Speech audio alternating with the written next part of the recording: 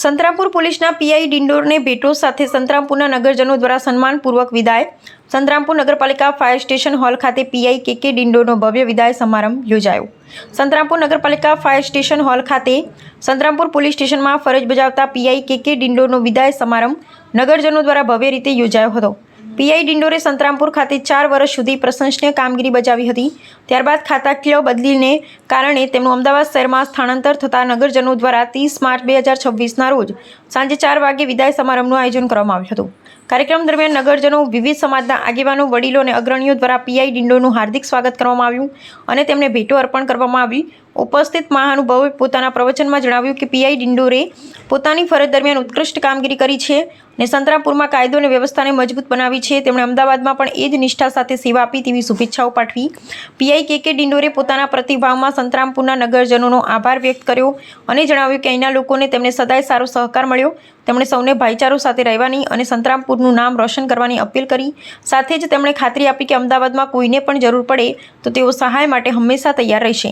આ કાર્યક્રમમાં પ્રાંત કચેરીના પ્રાંત અધિકારી ભરવાડ સાહેબ, મામલતદાર IV પઠાણ, તાલુકા વિકાસ અધિકારી કિરણભાઈ પગી, તાલુકા પંચાયત પ્રમુખ હરીશભાઈ વલવઈ, નગરપાલિકા ઉપપ્રમુખ હિતેન્દ્રસિંહ ઝાલા, કારોબારી અધ્યક્ષ નિહલભાઈ મહેતા, શહેર ભાજપ પ્રમુખ નીતિનભાઈ રાણા, જિલ્લા ભાજપ મહામંત્રી સંદીપભાઈ ભોઈ સહિત અનેક આગેવાનો, પોલીસ સ્ટાફ, કાર્યકરો અને નગરજનો હાજર રહ્યા હતા.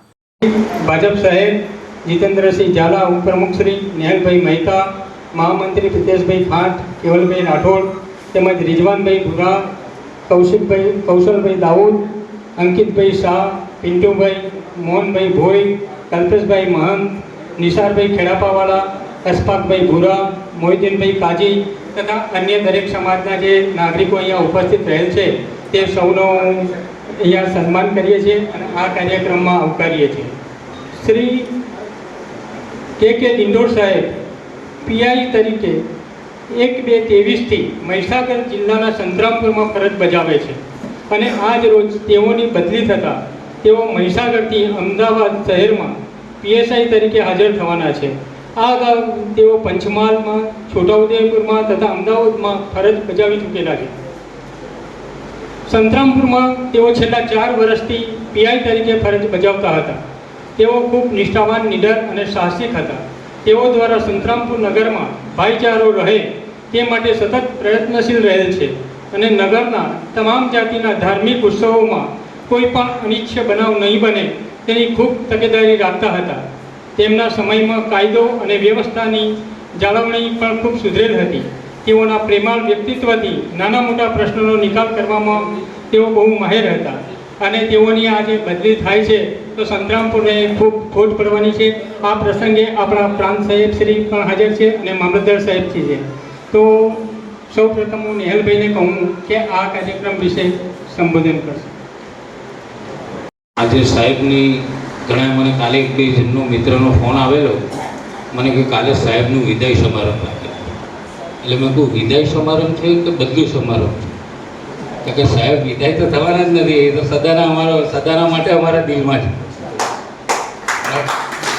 અને સાહેબનો જે સ્વભાવની વાત કરી અમારા પ્રવીણભાઈએ કે 4 વર્ષ સતત, એટલે આ પૈગાડી જે ઉપસ્થિત મહાનુભાવીઓ છે એમને એટલી તો ખબર જ છે કે 3 વર્ષથી વધુ કોઈ રહેતું નથી, પરંતુ જેને 4 વર્ષ નોકરી એક જ જગ્યા ઉપર કરી હશે એ પોતે કેવી હસ્તી હશે.